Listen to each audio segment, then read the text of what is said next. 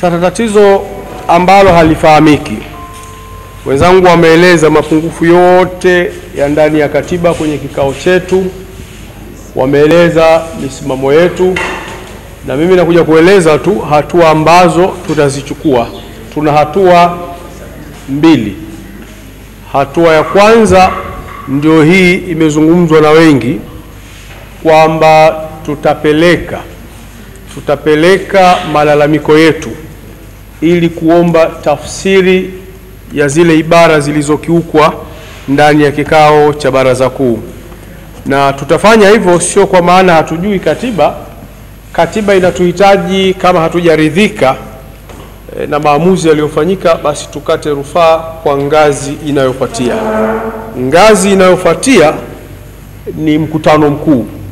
Sasa kwa mujibu wa mabadiliko tuliyofanya 2019, chama hiki kitakuwa na mkutano mkuu mmoja tu kwa kipindi cha miaka mitano.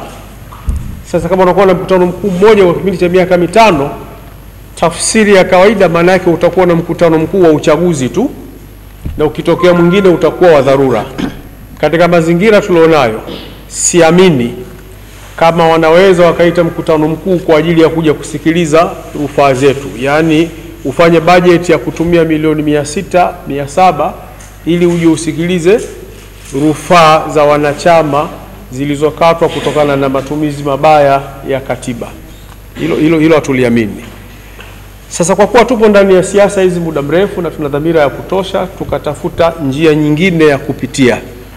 Kama ambavyo tulitafuta njia ya kupitia tulipokuwa kwenye mgogoro na Maalim Seif. Tulisimamishwa hivi na wengine walifukuzwa. Na ilikuwa inahitajika tukate rufaa pia kwenye mkutano mkuu. Tukaona huko itakuwa mbali sana, tukapeleka malalamiko yetu kwa msajili. Kwa hivyo kwa nini hatukati rufaa? Ni kwa sababu ya hizi nilizozieleza, na tunakwenda kwa msajili kwa sababu ya haya mambo tuliyoeleza. Lakini wanachama wenzangu mliopo hapa ukumbini na ninyi mnaotufuatilia huko, sisi tunafanya haya mambo kwa sababu ya kukinusuru chama, kulinda heshima ya viongozi wetu. Kwa wananchi wa kawaida,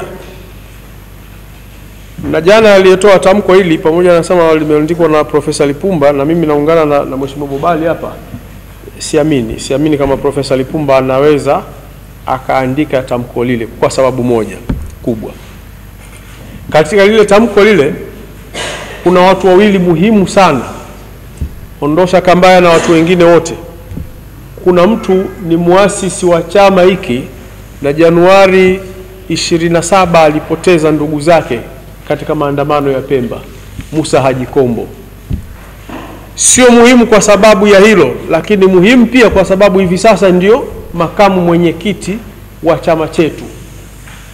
Sio muhimu kwa sababu ndio makamu mwenyekiti wa chama chetu Zanzibar, lakini pia ni muhimu kwa sababu yeye ndio alikuwa mgombea urais wa chama chetu Zanzibar. Mambo haya matatu Baraza Kuu limeshindwa kutafakari. Yaani unamfukuza muasisi wa chama, unampa karipio kali, unamtuhumu na kumpa karipio kali, unampa karipio kali makamu mwenyekiti wa chama, unampa karipio kali aliyekuwa mgombea wako wa urais Zanzibar. Tafsiri ya kawaida ni nini? Tafsiri ya kawaida unawaambia Watanzania wanaofuatilia kwamba ninyi Baraza Kuu na mkutano mkuu hamna utulivu wa kufikiri kiasi kwamba mnawateua watu kwenye nafasi nzito, watu wepesi ambao mnawapa makaripio baada ya mwaka mmoja.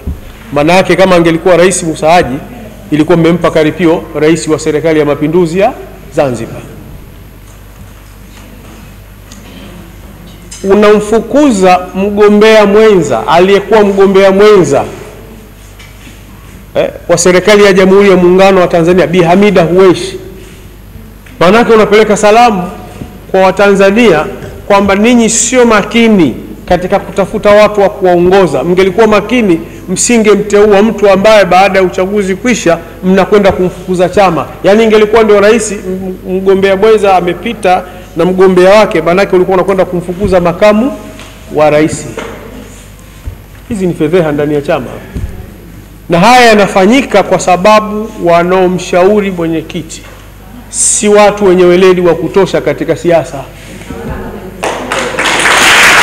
Wangelikuwa wana weledi wa kutosha katika siasa, wangeyaona yote haya kwamba wanakwenda kutudhalilisha nje. Mtu anasoma tamko jana pale, haelezi kwamba Kambaya ametuhumiwa na tuhuma gani na zimethibitika tuhuma gani. Anaeleza kwa ujumla tu kwamba hawa walikuwa wanaanzisha chama na wameandika barua wapeleka jeshi la polisi, lengo chama kifutwe, kikishafutwa wao na wanachama wote wahamie huko. Katika mashtaka yangu walionipa, of course yalikuwepo hapo, siji kwa wapi hizo. Mimi na mashtaka nadhani ndio tutakuwa niliongoza katika watu ambao wameitwa kwa mashtaka. Na mashtaka peji 3. Shtaka la kwanza tena wameweka hapa vizuri, namba 1. Lina A, B, C, ili wanikomeshe nisitoke tu, D, E, F. Shtaka moja lina vipengele hivyo A, B, C, D, E, F. Na nikalijibu ndani ya kikao cha baraza kuu, nikaulizwa. Mwisho wa siku wenyewe wakakiri kwa shtaka hili kuanzia A mpaka F hakuna kosa ambalo wamenikuta nalo. Wakatoka wakaja na shtaka lingine, na ndio hilo Dhifaa alikuwa analisema hapa, wanaita la kula njama za kukivuruga chama. Yaani yale mashtaka yale ya siro yale ndio yamehamia kwenye kafu, kula njama. Sasa huku kwenye kafu na sisi tuna siro wetu, Masudi Omar Muhina na wenzie ndio walosaini hizi barua. Nimekula njama ya kukivuruga chama. Na utaratibu wa mashtaka, yule anayekutuhumu ndio anapaswa kuthibitisha. Mwenyekiti alipotaka nitoe maelezo, nikamwambia mwenyekiti, aliyeleta haya mashtaka ndio athibitishe. Wakashindwa kuthibitisha. Nikamuuliza mwenyekiti, sina sababu ya kulijibu hilo kama walioleta hizi tuhuma wameshindwa kuthibitisha. Wakaja na lingine. Na yote ukitazama ndio kama lile la kula njama. Wanasema kuleta mgogoro na mgawanyiko ndani ya chama. Nikamwambia pia wathibitishe, maana mimi hata sijui wa mgogoro na mgawanyiko na uleta vipi. Wakaja na shtaka lingine kukashifu viongozi wakuu wa kitaifa. Yale ya CCM, yale ya kipolisi. Kumkashifu Rais Magufuli, kumkashifu Rais Samia, kufanya nini sasa amehamia huku? Kumkashifu, kuwakashifu viongozi wakuu. Jamani, sisi tena tumekuwa kama CCM hayathibitisha. Pia haikuthibitika. Sasa tatizo tunaloeleza na mwenyekiti afahamu, sisi wengine ni vijana ambao wametulea, tumefanya naye siasa. Ninyi waandishi wa habari kwenye mgogoro uliopita mlinibadili jina, sikuwa mkurugenzi wa habari wa chama cha wananchi kafu, nikawa msemaji wa Lipumba. Ndio ngo anaandikwa hivyo. Sikuwahi kuwapinga. Nilijua iko siku tu tutaelewana. Sasa jambo moja, wanakafu mliopo hapa na nyinyi mnaotusikiliza huko na kutufuatilia mfahamu, katika siasa kuna mambo mawili. Mnaweza mkaaminiana sana, jambo la kwanza. Jambo la pili, mkaaminiana kwa kutofahamiana vyema.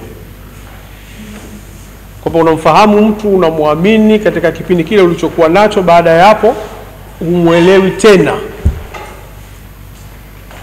Sisi tulipoamua kuwa kafu, hatukuwa kafu kama wanavyosema wenyewe, hatukuwa kafu kwa sababu ya kumfuata mtu. Tulikuwa kafu kwa sababu ya sera. Na mpaka leo bado nakiri kwamba kwa mujibu wa sera, kwa mujibu wa katiba hii, misimamo, falsafa, itikadi, kafu ina vitu vyote hivyo.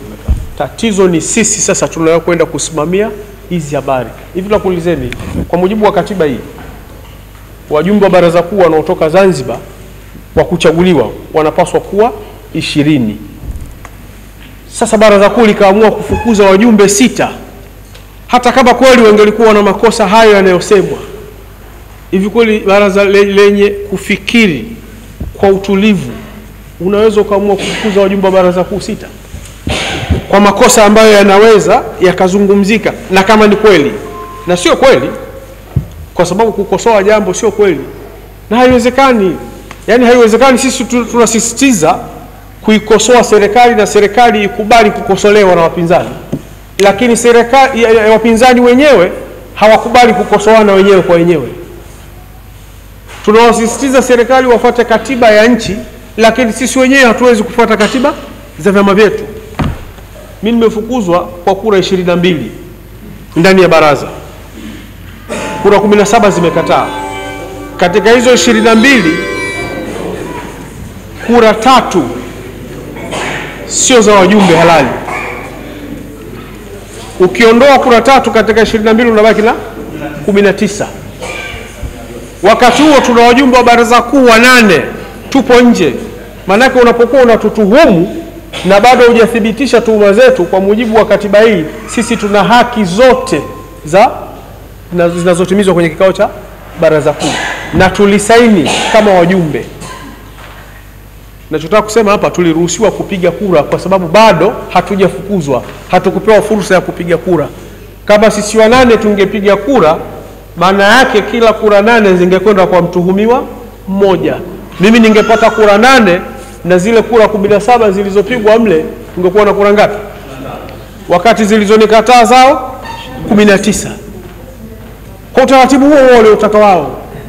Na kwa mujibu wa katiba hii, uamuzi unaofanywa ndani ya baraza kuu, uamuzi muhimu ni pamoja na kuwafukuza wajumbe wa baraza kuu, viongozi wakuu. Kura zao zinakuwa kura za siri, sio kura za wazi.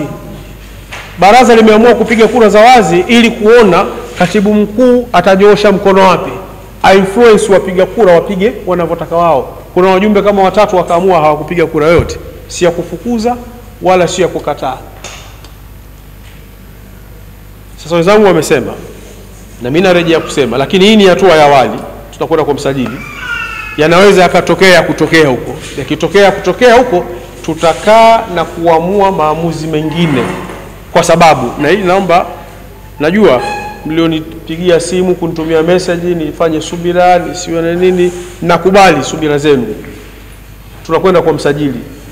Lakini angalizo langu, na hili nilimwambia mwenyekiti kwenye baraza kuu na huwa naliandika kwenye magrupu yetu ya WhatsApp, kafu sio dini. Kafu sio Ukristo wala sio Uislamu wangu. Huwezi ukawa unaendelea kunyanyasika na kunyanyaswa kwa watu ambao hawakustahili kukufanyia hayo. Kwa historia ya chama hiki tulipotoka huko mpaka tumefikia hapa. Hivi leo mimi aje asimame Ngulangwa aelezee namna ninavyokisaliti chama hiki? Ngulangwa huyu tulompokea 2018. Na chama chetu sasa hivi nacho kimekuwa chama cha kutumbua. Tulikuwa tunasema Magufuli anatumbua, imehamia huko.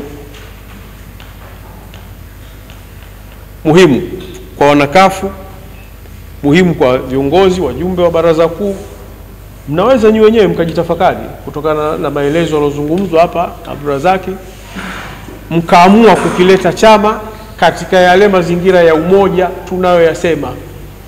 Lakini bado mkiona hatufai, sisi tutaendelea kupigania haki zetu kwa mujibu wa katiba hii. Na mimi na hakika kwa vifungu hivi tulivyoviweka hapa, sisi tunakwenda kupata maamuzi ya kushindi kwa msajili. Sasa kinachoweza kutokea tu kwamba tumerejeshwa, katiba imevunjwa. Sasa wababe wa Buguruni wanaweza kusema hawa waingii humu. Sasa hofu yangu inaweza katokea ile ya Septemba 24.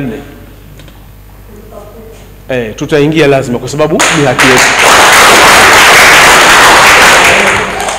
Na tuwe tuna utaratibu wa kuvumiliana, kuheshimiana na kukiandaa chama. Nilikuwa na Ngulangu anasema watu wanajipendekeza. Wanasema kwamba Rais Samia aachwe, sijui katiba haina muhimu. Ndugu zangu wanahabari, Bobali amesema hapa. Na mimi nataka kukazia kidogo. Hii agenda ya katiba hii kwa ninavyoiona mimi, na unaweza ukawa ni udhaifu, ni kama inatumika kutupotezea muda kwa sababu moja. Hivi vyama vyote hivi tunavyojadili habari ya katiba mpya, hakuna chama kilichosema tunaanzia wapi. Tunaanza kumtaka rais ateue tume ya kukusanya maoni ya katiba mpya kama alivyofanya mzee Kikwete, ama tunaanzia pale ilipoishia ile rasimu iliyokuwa inajadiliwa bungeni ambayo sisi tumeondoka, ama tunaanzia wapi? Nasema haya kwa sababu pote panahitaji muda. Sasa badala ya kujikita kufanya jambo la maana la kudai tume huru, kwa sababu tume huru kubadilishi katiba, unabadilisha sheria tu ya uchaguzi. Swala la kubadilisha sheria ya uchaguzi ni kupeleka hoja ndani ya bunge, bunge likakubali, likajadili, likamwandikia rais akasaini kubadilisha sheria na tukapata tume huru. Hili halizungumzwi na vyama vyote. Wote tunapiga kelele, tunajinasibu katiba. Halafu hamna anayetoka. Unakwenda kudai katiba una watu 15. Unakwenda kudai katiba una mpasuko huu. Wengine wanaamini kwa mwenyekiti na baraza kuu, wengine hawaamini, wanaona chama chao kinauawa. Hapa pana kupata katiba au pana kupotezea na muda. 2025 mnaingia, tutasema huwezi kumsusia nguruwe shamba la mahindi, tunaingia. Lakini hujafanya kazi yote kwenye grassroots.